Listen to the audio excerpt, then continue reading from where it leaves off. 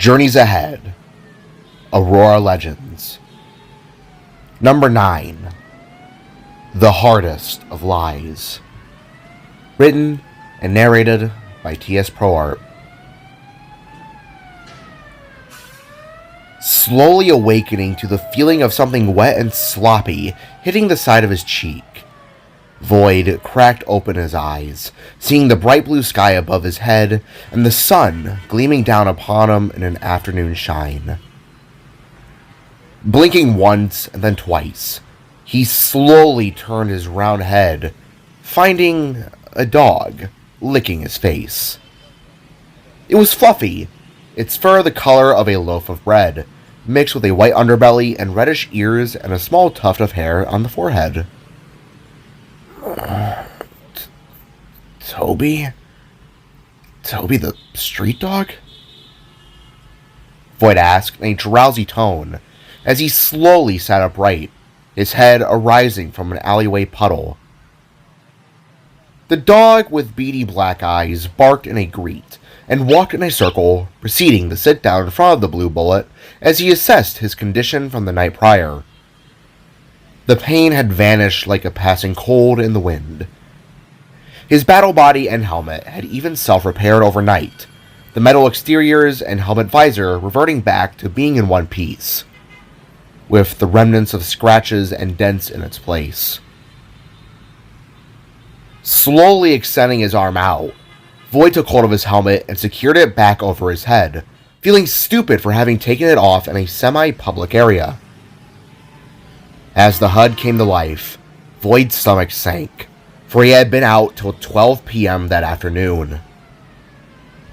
On the side, he saw countless amounts of missed calls, texts, and messages from Jaida, Nock, Kot, along with Winona, who seemed to have been trying to contact him more than usual.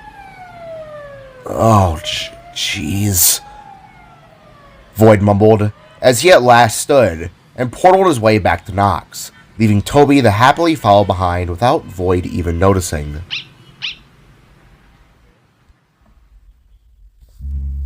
Oh my god! Voyd! Jaida screamed as the spark limped his way out through the portal to the other side, and into the living room. Kid! Oh, thank goodness! Kot shouted, sending Nock, who had been sitting at the kitchen counter, falling over in shock. Looking up and retracting his mask, Voyd gave a somber stare upon his beloved, who was now back to wearing her normal clothes. She appeared to not have slept a wink. Blue! Blue, where were you? What happened? We've been searching for hours! Jaida demanded to know as she gave Voyd a ferocious hug. Voyd! Povnu now shouted as she wallowed her way forwards and hugged his right leg. Praises, Nova, son! I was getting ready to file a missing person report! Nock shouted in both relief and anger, before yelping to the side of Toby walking past him.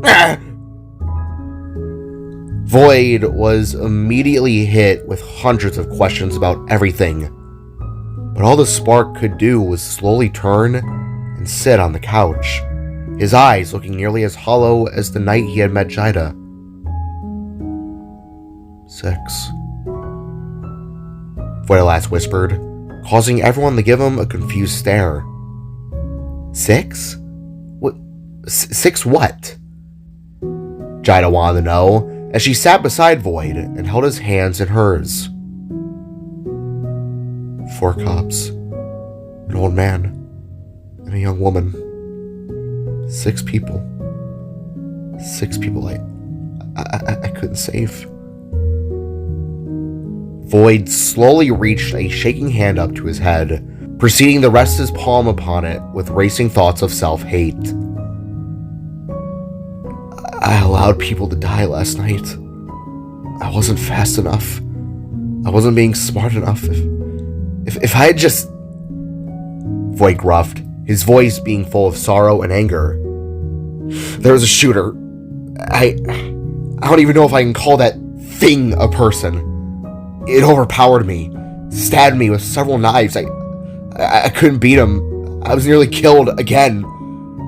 And Winona was there too. She nearly died in the process.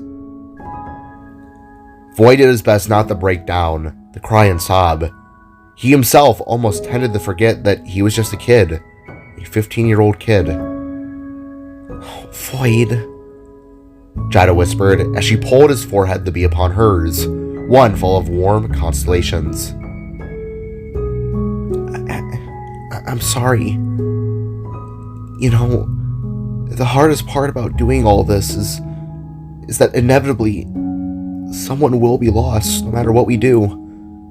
Minus our abilities, we're still human. And we make mistakes.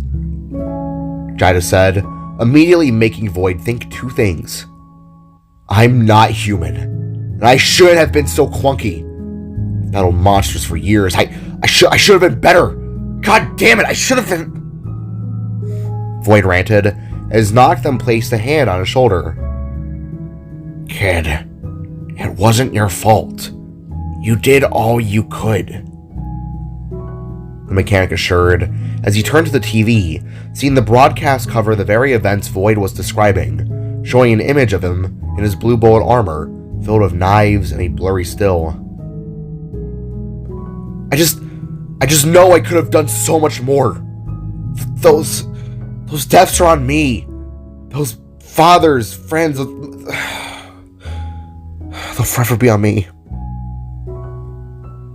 Voyd whimpered to everyone's dismay as the news broadcast changed to something unexpected, to none other than Raymond Notorio, standing up front at a microphone. Earlier this morning, Raymond Notorio spoke upon the latest events regarding the two vigilantes, claiming that his company had been stolen from. The news lady said, making everyone in the room say, "What?" in unison. It is despicable that someone would go out of their way and use Notorious Industries tech to create such dangerous machines. Me and my legal team are very adamant on finding the culprits and bringing them to justice, the billionaire said as the news cut back to its broadcast. Stolen tech? I mean, I guess that would make sense. I never understood why a company trying to fix a city would, Jaida asked, making the room fall a tad quiet. Until the door was suddenly knocked upon. Looking at one another with confused eyes, Voyd, out of all of them, was the first to get up and approach the door. With a quick snap, Jaida warped off his armor and replaced it with a blue sweater and gray pants. Voyd hadn't even thought of the armor as he stood. His mind was still jumpy, his movements jittery. It was as if he was on some kind of autopilot. There was so much going on that he felt as if he needed to open the door to distract his clouded mind. Taking the hatch, the spark opened the front door into the afternoon light, seeing, of all people, Winona, standing with her arms crossed. The young Specs was wearing black shorts, Crocs, and a red tank top. Her blonde hair was tied back into a bun, and her left hand was bandaged up tightly. The look in her eyes was serious, bringing Voyd back to last night's horrific events. Oh. Hey, Specs. Voyd greeted, the last part of his introduction making Winona's jaw ever so gently hang open. Is everything alright? Looks like you've seen a ghost. Voyd asked on, leaving Winona in her place with a bewildered mindset. Hey, Voyd. Would it be okay if we talk in private? Just you and me? Tilting his head, Voyd looked from Winona, then back to the others, who all held perplexed expressions, Jaida of which being the most peculiar. Yeah, sure, totally, Voyd agreed, as a creeping feeling of dread crawled down his spine.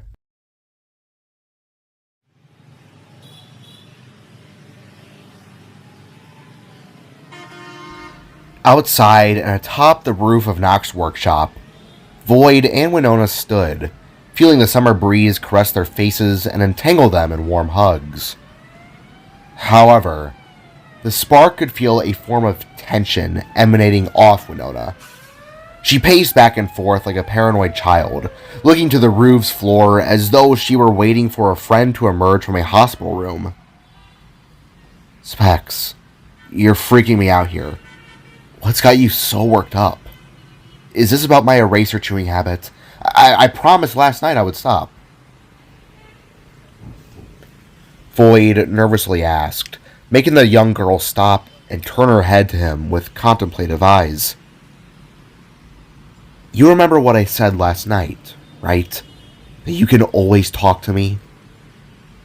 Winona wanted to know, making Voyd gently nod his head. Of course, he replied, as Winona fully turned her body to face the spark. Then, do me a favor and just answer honestly when I ask you this. Winona went on with a sharp step forwards. Are you and Jaida the Blue Bullet and Cosmic Angel? The question felt like a blade cutting into Voyd's heart. That was not what he was expecting to hear. What? What are you talking about? He returned, thinking hard on how he would carry this conversation forwards. Don't be stupid with me, Voyd. I'm not an idiot. Last night, you disappeared. And then I'm saved by the Blue Bullet not even a few blocks away. You and Jaida disappear again at the aquarium, then bam! Terminator shark attack, and the duo are there, with you two only returning when they leave. Winona rambled as she turned to look towards the city. Even then, last night, the Bullet called me Specs. Only you and my dad call me that. How would he have any idea on that nickname, let alone know my last name? She went on with a turn and point at Voyd's chest. Plus, the Bullet has the same horn shape as you do, the same colors. Winona went on as she fell to a fumbled mess. Please, just be honest with me. Are you two Aurora's knights? Voyd was unsure of how to respond. He wanted to tell Winona, yes, but if she knew, she would want to be involved. Voyd knew her. She would do that, therefore putting her life at risk. He couldn't reveal the truth. He had to lie. Winona, breathe and think. Do you seriously think I'm the Blue Bullet? Me, Voyd Novason, Aurora's hero? Voyd asked, gesturing to himself with a baffled expression. For one, a lot of bullhorns like myself have these 6 lumpy shaped structures. It's not that uncommon, Winona. Voyd started by pointing to his unblossomed horns. Blue is also a very common color in us humans. As for Jaida, do you know how many people are infused with flames after the incident? Voyd asked with a gesture towards the city, making Winona's face drop a tad. They could seriously be anyone. Plus, I don't know about you, but my arms don't stretch, and oh yeah, I don't have wings. Voyd went on, gesturing to his camouflage skin that was now a seamless white shade to match his head. Us disappearing has just been lucky coincidence, I guess. Even so, I don't even know how to fight. I can barely talk to anyone too. I'm beaten up by bullies. What makes you think I'd be anywhere capable like that guy? I'm a loser, Winona. Voyd went on, making Winona's face drop to a more saddened stare. What? Voyd, you're not... She tried to say as the spark went on. Plus, didn't your dad eventually reveal that they visited him after the drug bust? Maybe he mentioned you to the Bullet and they just remembered. You don't know how many times they could have spoken. To this, Winona simmered down, sighed, turned, and sat on the roof's ledge, looking out over the city with thought. You're right. Sorry, just after last night, The young journalist began as Voyd sat beside her. He saved my life. I almost died. When he called me Specs, I swear to God, I legit thought it sounded like... Now I sound ridiculous. To this, Voyd gently rested his hand on her shoulder, rubbing it to give a sense of comfort. No, it's okay. I can't lie. If I were you, I'd think the same. But me and Jaida, we're just normal kids like you. Voyd lied through his teeth, feeling terrible, at the same time good for keeping Winona out of the loop, all to keep her safe. Like, come on. I can barely manage a game of dodgeball. You seriously think I'd be able to do all the crazy things that guy does? Voyd asked, making Winona crack a smile. I get it. The more you talk, the more it actually makes me sound insane. I guess, just... Winona muttered as she turned to face Voyd again. Look, there was just a part of me that was hoping to, well, thank the one that actually saved me. But I see now that I may have an issue of overthinking things. To this, Voyd smiled and bowed his head, realizing just how smart Winona actually was. Nah, you've got a brave and good mind. If you want to pursue journalism, reporting, or whatever it is you want to do, you've definitely got the brain and skill for it. You were just able to make a convincing argument that I'm the blue goddamn bullet. For some reason, this made Winona laugh. It was a mix of embarrassment, but also pride. Not just in herself, but for her friend beside her. Thanks, Blueberry.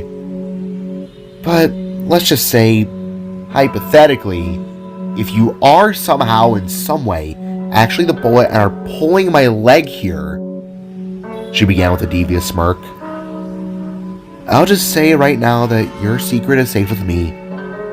Thanks for saving me. If you are the person you're denying to be. She ended with a wink. Okay. Voyd chuckled, his tone nervous and tense. When all of a sudden, Jaida appeared on the roof through the workshop's upper door. Wow! You really thought us to be Aurora's greatest heroes, huh? That's actually very nice of you, I guess. She said, sitting between the both of them. The hell? You heard all that? How? Winona asked, her tone curious. You're sitting right above my open window. I'm flattered, but I'm not hero material. Neither is Mr. Eraser Muncher. Jaida assured as she squeezed Voyd's cheeks. Okay, can we stop with the eraser jokes now? The spark asked, making the girls laugh. Winona of which, feeling much calmer, but still a bit skeptical as to if her friends were being actually truthful on the matter. It wasn't every day you see a duo, glowing blue and orange. Sitting together on the living room couch, Voyd and Jaida sat watching television, clicking through channels as the sun outside began to set. The angel was laying across Voyd's lap, her hair dangling over the side of the cushions like 1,000 glowing strings. Voyd was in a slumped position, looking exhausted beyond measure. Beside them, Toby now lay asleep, his tail wagging from so many happy dreams. So, are we just chill with Toby being in the house? Voyd asked as he reached a hand over and scratched the pup's head. Yeah, totally. Toby is a friendly face here in the southern half. He's sweet, loves people, doesn't go to the bathroom on the floors. If he wants in, we let him in. That's why I nearly killed you up there on the roof, because I legit thought you were going to hurt him. He's an angel. Jaida explained as the pup rolled over to be on his back, to which Voyd gave him a nice set of belly rubs. Fair enough. Guess you're with us tonight, bud. He said down to the little dog. As more channels passed on by, the more snuggly Jaida began to grow. She wrapped her arms around Voyd's waist, now laying belly first on his lap. She then tucked her legs in, making the angel look like a ball on the spark. Voyd didn't mind. He deeply enjoyed the physical attention. It made him feel safe in a way. That was a close call with Winona earlier. She really got onto us, huh? Jaida mentioned, maneuvering into an upright position as Voyd halted on the news channel. Yeah, genuinely one of the most tense moments of my life. I wanted to tell her, but... Voyd huffed, feeling terrible for lying. I just don't want what happened to her last night being a constant. If she had died, In response, Jaida nuzzled her head upon Voyd's cheek, giving him a small, reassuring kiss. But she didn't. You may not have been able to save everyone, but you saved her. If you hadn't intervened, who knows who else would have died? Jaida explained, making Voyd gently nod. Yeah, I just wish I could have... Voyd asked, looking back to his beloved. Believe me, Voyd, I know more than you could possibly imagine. She replied, while gently grasping her blue necklace. As a sense of love began to engulf the room, the duo suddenly stopped as the news once again gave its screen time to Raymond Notorio, in which she began to speak with a set of words that had them both halting in place. Minus it all, I assure you that I am innocent in this matter. My technology will not be used to destroy, but to innovate. To our city's protectors, the Cosmic Angel and the Blue Bullet. If you see this broadcast, if you are watching right now, I am opening my balcony doors to discuss these events in person. The billionaire stated on public television, making the duo both sit upright in shock. I care about this city, its people, and I know you do too. If you so wish, I am willing to talk on recent events. I hope to see you soon. Thank you. As the broadcast switched back to its normal, unrelated feed, Voyd and Jaida slowly looked at one another with a mix of fear and shock filling their hearts.